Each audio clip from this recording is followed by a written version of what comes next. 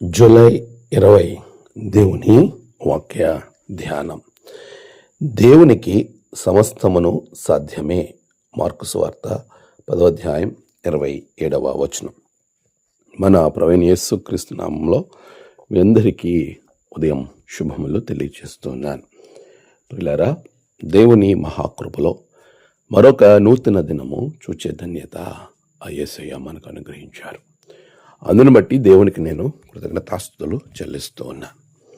ప్రియ విశ్వాసులారా, మన జీవన ప్రయాణంలో ఎన్నో రీతిలుగా మనం ఎంతో ప్రయాసపడుతూ ఉంటాం.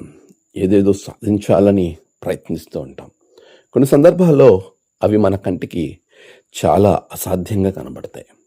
లేక మన జీవితంలో ఉన్న ఆర్థికపరమైన ఇబ్బందులు, ఇంకా అనారోగ్య సమస్యలు, ఇతరితర కారణాలు చాలా ఉంటాయి. వీటన్నిటిలో మనం అనుకుంటాం, ఇవన్నీ ఎప్పటికీ నా నుండి దూరం అవుతాయి. ఇవన్నీ సాధ్యమయ్యేది ఎలా?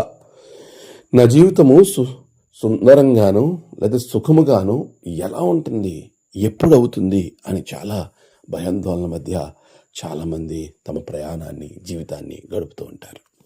ఈ ఉదయం ప్రభు నీతోనే మాట్లాడుతున్నాడు.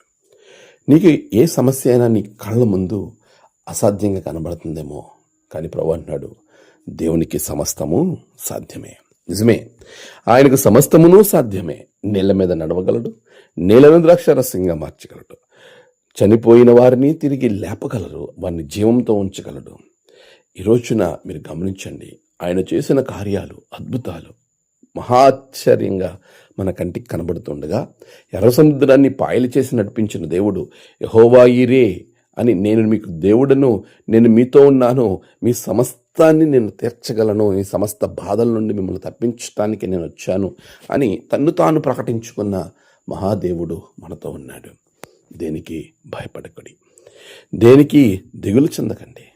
సమస్తమును నీవు నమ్ముకున్న దేవునికి సాధ్యమే. ఆయన మీద ఆధారపడు, ఆయననే నమ్ముకుని ముందుకు కొనసాగు. నీ జీవితంలో మంచి దినములను దేవుడు అనుగ్రహిస్తాడు. ఎందుకంటే ఆయనకు సమస్తము సాధ్యమే. ఆమేన్. ప్రార్థన. సర్వశక్తిమంతుడా, గొప్ప దేవ, సమస్తమును సాధ్యపరచగల దేవుడు నీవే. నిన్నే నమ్ముకుని ముందుకు వెళ్ళినట్లుగా ఆశీర్వదించండి. నేడు మిడల ప్రయాణాలు, పనులు, వారి తలపెట్టిన ప్రతి కార్యం జయం పొందుకున్నట్లుగా సహాయం చేయండి.